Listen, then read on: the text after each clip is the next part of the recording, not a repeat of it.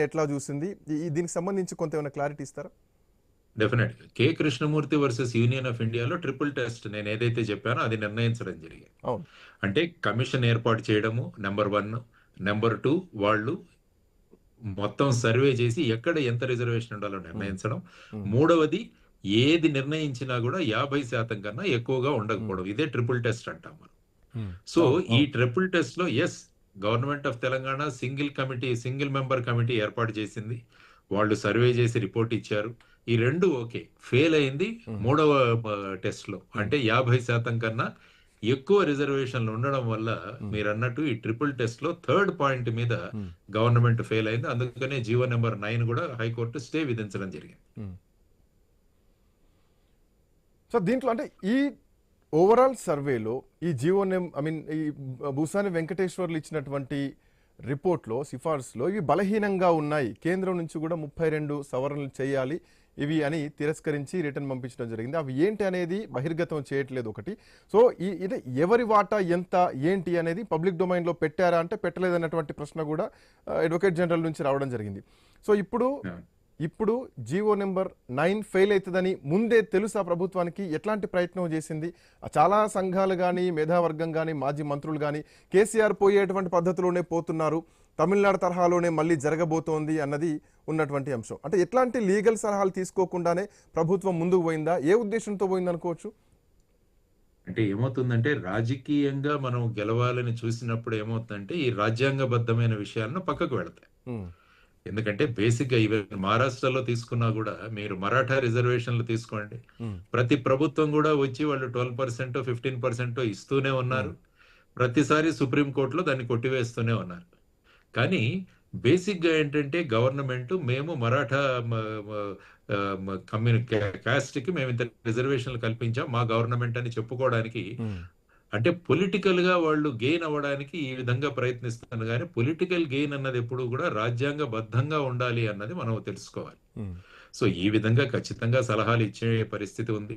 ఎందుకంటే మొత్తం బీసీ కులగణ జనగాలని జెప్పేసి కాంగ్రెస్ అవును. పట్టుబట్టింది యాక్చువల్‌గా. మీరు చూసుకుంటే కర్ణాటక కావచ్చు, లేకుంటే మన ఇక్కడ కావచ్చు, మ మ క త తెలంగాణ కావచ్చు.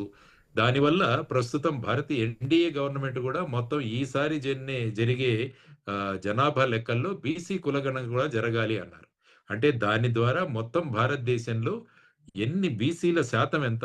ఆ తర్వాత వాళ్ళు సోషల్‌గా, ఎడ్యుకేషనల్లీ తర్వాత వాళ్ళ రిప్రజెంటేషన్ సరిగా ఉందా? లేదా? ఇవన్నీ తీసి ఫైనల్‌గా రాజ్యాంగంలో ఒక సవరణ తీసుకొచ్చి, ఒక చట్టాన్ని తీసుకొచ్చి, ఈ 50% అధిగమించడానికి చేసే ప్రయత్నం ఒకటి జరుగుతుంది. అవును. కాబట్టి ఆ ప్రయత్నం అంతా అయ్యేంత వరకు ఓపికగా చూడాల్సిన అవసరం ఉంది. కానీ అది అయ్యేంత వరకు సెంట్రల్‌లో ఒక చట్టం వచ్చేంత వరకు ఈ 50% అన్నదాన్ని పాటించాల్సి ఉంటుంది. యాక్చువల్‌గా ఇందిరా సహాని జడ్జిమెంట్‌ను మళ్ళా రీవిజిట్ చేయమని కూడా సుప్రీం కోర్ట్‌లో ఒక పిటిషన్ దాఖలైందనుకుంటాను ప్రస్తుత రైట్. పరిస్థితులలో. ఉమ్, ఈ 50% అన్నదాన్ని పెంచాలి అన్నదానికి కూడా దాన్ని మళ్ళా ఒకసారి రీవిజిట్ చేయండి అని చెప్పారు. ఎందుకంటే అది ఒక కాన్స్టిట్యూషన్ బెంచ్ ఇచ్చిన జడ్జిమెంట్. ఐ థింక్ 5గురు జడ్జిలు ఇచ్చారనుకుంటా అప్పుడు. అవును. అవును. ఆ తర్వాత దాన్ని 7గురు గాని, 9 మంది గాని ఈ విధంగా ఆహ్, మ బిగ్గర్ బెంచ్‌కి లార్జర్ బెంచ్‌కి వెళ్ళాల్సిన అవసరం ఉందని కూడా అక్కడ ప్రస్తుతం పెండింగ్‌లో ఉంది. ఈవెన్